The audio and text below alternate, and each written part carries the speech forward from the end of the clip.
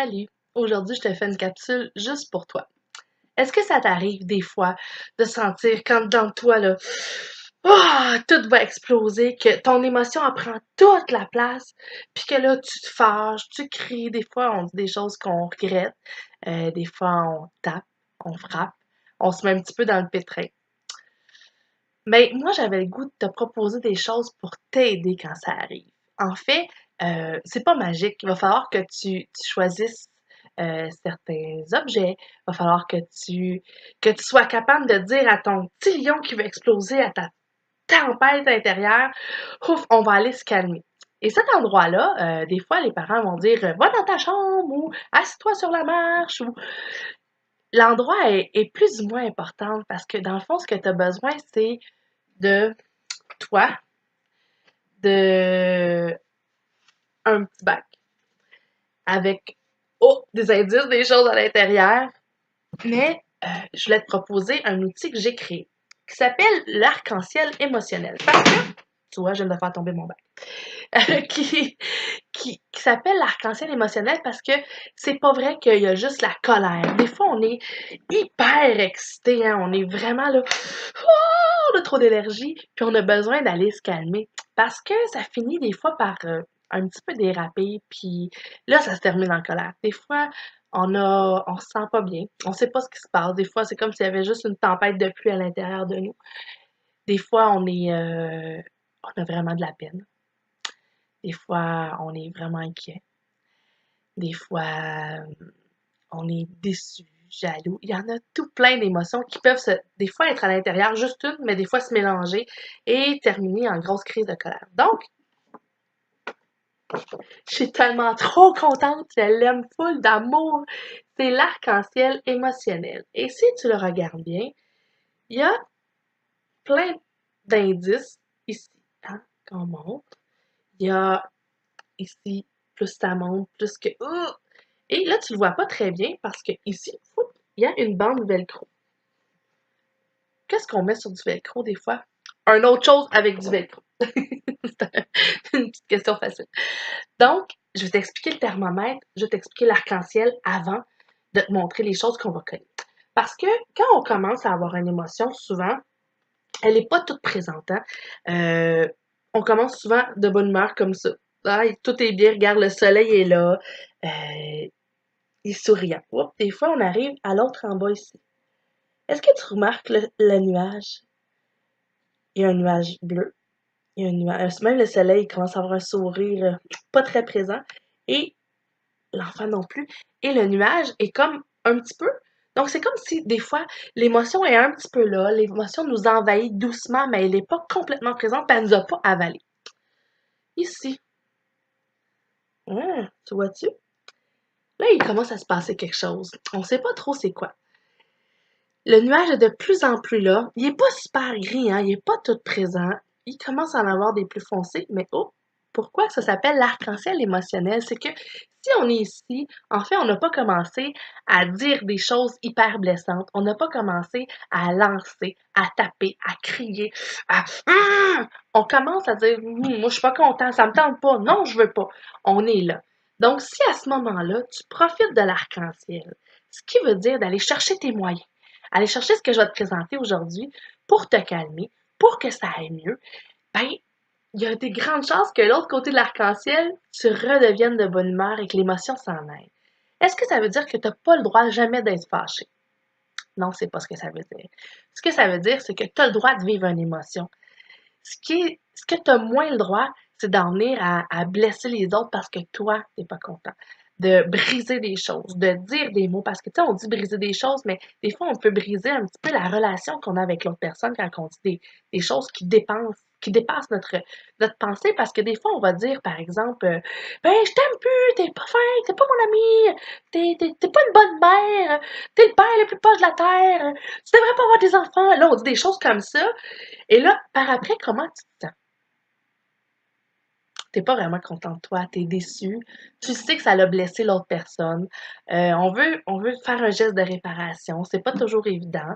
Nous, comme enfants ou comme adolescents, ben, on oublie un petit peu, mais on dirait que les adultes, ben, eux, ils s'en souviennent longtemps qu'on a été impolis avec eux, ça les a blessés beaucoup.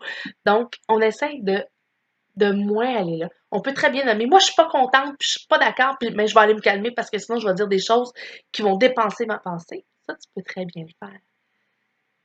Si on continue à monter dans ce cher thermomètre-là, regarde ici, est-ce que tu as remarqué comment que l'émotion l'a envahi au complet? Il y a presque la tête au complet à l'intérieur, le nuage est plus gris, il n'y a plus de soleil du tout. Et regarde en haut, la tempête est là. Tout est là. L'éclair, la tornade.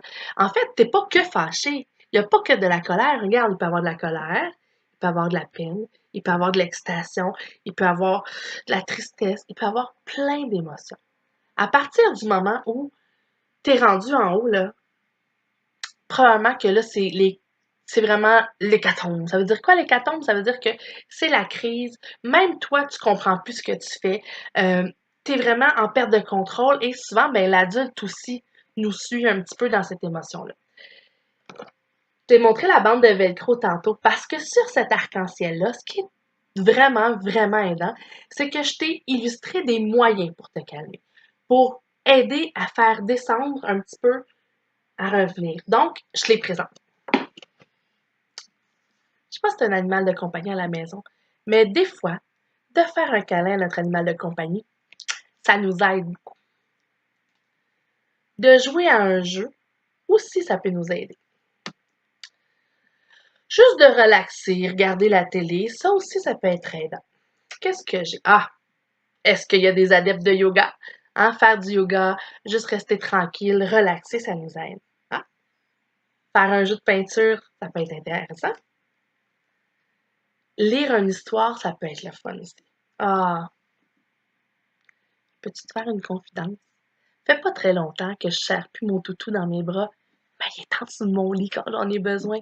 Faire un câlin à notre toutou, à notre doudou, ça nous aide vraiment beaucoup. Ah, ça, c'est un de mes trucs préférés. Est-ce que tu sais ce qu'il y a dans ses mains? C'est un album photo. Tu pourrais, avec ton parent, prendre des photos qui sont déjà prises. Hein. Souvent, les parents prennent plein de photos, sont soit dans leur téléphone, soit dans leur ordinateur. Prendre un petit peu de temps et regarder avec ton parent les photos. Et toi, pas ton parent, toi, tu choisis des photos qui te font du bien, qui te font plaisir. Ça peut être à Noël, ça peut être les vacances, ça peut être un câlin de body avec les amis, ça peut être dans ton sport préféré. En fait, n'importe quelle photo qui te fait du bien. Donc, ce qui va arriver, c'est quand tu vas te sentir un petit peu rempli d'émotions, hein, quand on est dans notre thermomètre, qu'on est à peu près, on est là, peut-être ici, là, ou là même là, si ça te fait du bien. Quand on est là, puis qu'avec ton parent, tu dis, oh, je vais aller me calmer, ben, de prendre ton, oups, je t'ai montré l'autre moyen, de prendre ton album photo, ben, ça fait que quand tu regardes la photo, on dirait que tu fermes tes yeux et tu es revenu à ce moment-là où elle a été prise. C'est un petit peu la même chose. Par contre, tu n'as pas besoin de photos.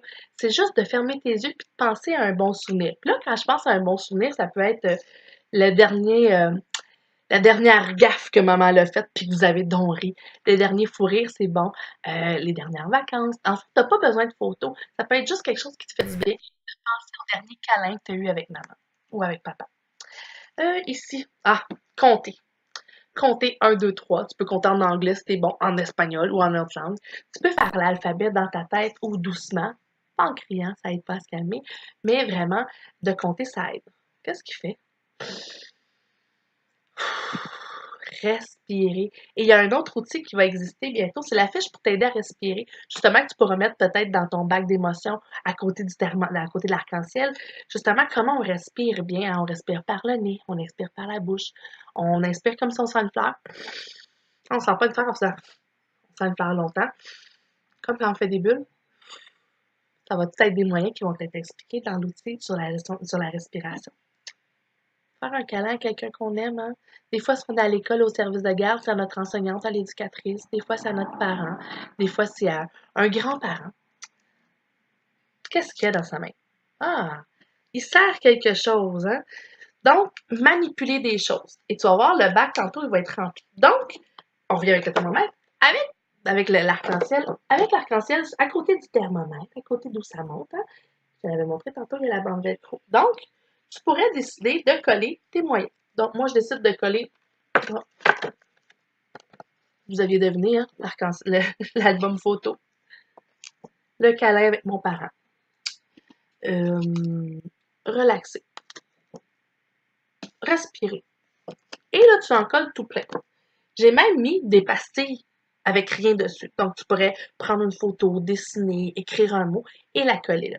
Donc, cet arc-en-ciel-là, tu l'accroches près de l'endroit où tu vas aller te calmer. Si tu es habitué de te calmer dans ta chambre, c'est parfait. Si tu veux le mettre sur le frigo pour te faire penser aussi, il n'y a pas de problème. Après ça, qu'est-ce qu'on peut avoir besoin? Attention, je cherche mon bac qui est tombé tantôt. Avec l'arc-en-ciel, là, je te donne d'autres trucs. Avec l'arc-en-ciel, dans le fond, le petit bac d'émotions que je t'ai montré tantôt, tu te souviens le pictogramme où il y avait dans la main, celui-là, là, où il te sert des choses. As-tu remarqué que quand on est fâché, souvent on serre les poings? Bien, d'avoir une espèce de petite balle où on peut serrer, ça va nous aider. Fait que tu peux le mettre dans un. T'as-tu vu mon bac? Il n'est pas très grand. Tu peux même en avoir un plus petit. Mais dedans, tu mets des choses que tu as. Tu sais, des balles de stress qu'on appelle, il y en a de toutes sortes de formes, de toutes sortes de modèles. Tu peux avoir des petites choses. Tu vois, ça, c'est mon homard. Mon homard, il est comme rempli de cendre. Fait que ça aussi, je peux jouer avec. Ça m'aide à me calmer. Ça, c'est un beau mot. Ça s'appelle un tangle, mais c'est comme un truc que tu peux tourner. Tu peux le tourner, puis c'est super le fun. Ça peut t'aider à te calmer. Ben, tu sais, quand je suis allée au magasin l'autre fois, tu sais à quoi ça sert? Les mamans, ils se mettent ça dans les cheveux pour se faire friser les cheveux. Ça s'appelle un bigoudi. Mais à l'intérieur, il y a un petit fil de fer qui fait que tu peux lui aussi le manipuler. Fait que ça peut être vraiment intéressant. Ben, des fois, tu peux manipuler des choses, puis des fois, tu peux regarder des choses. Regarde ce que je te montre. C'est une espèce de petit truc où les bulles descendent. Ben moi, là, quand je le regarde comme ça, les bulles, que je vois les bulles vertes qui descendent, mais ça me relaxe. Fait que ça peut être quelque chose comme ça. Tu sais, il y a des lampes à lave qui appellent, c'est une espèce de lampe que tu branches dans le mur et la bulle, elle se promène. Ça aussi, ça peut être relaxant. Regarde bien ce que j'ai trouvé. Ah, il a fait tomber lui aussi tantôt. Tu connais les sabliers? Mais regarde-les, c'est intéressant.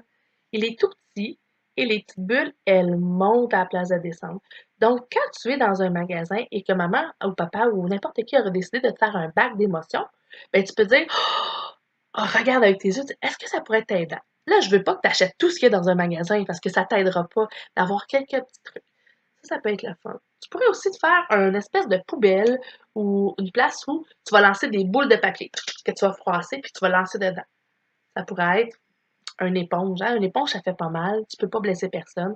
Et tu vas te défâcher en lançant des trucs qui vont faire sortir ta colère. Qu'est-ce qu'on pourrait avoir aussi? Il y a vraiment beaucoup, beaucoup, beaucoup de choses que tu peux mettre dans ton bac. Oublie pas ton album photo. Oublie pas ton arc-en-ciel émotionnel avec tes moyens. C'est ce qui va vraiment t'aider à te calmer. Quand tu as terminé de te calmer, tu peux rediscuter avec ton parent ou ton intervenant de qu'est-ce qui s'est passé. À quel moment tu es passé de là à peut-être là. Et qu'est-ce que tu aurais pu faire de différent? Et en faisant ça, on n'est pas en train de dire méchant enfant, tu t'es fâché, tu as fait une crise. Non, on est en train de te donner des trucs pour que la prochaine fois, ça aille mieux. Je te souhaite vraiment, vraiment de trouver plein de moyens pour t'aider avec tes émotions parce que les émotions, il faut les vivre. Il ne faut pas les garder à l'intérieur, sinon on n'est pas bien. Mais il faut les vivre de la bonne façon pour que tu sois fier de toi par la suite. À la prochaine. Il y aura d'autres capsules, c'est sûr. Bye bye.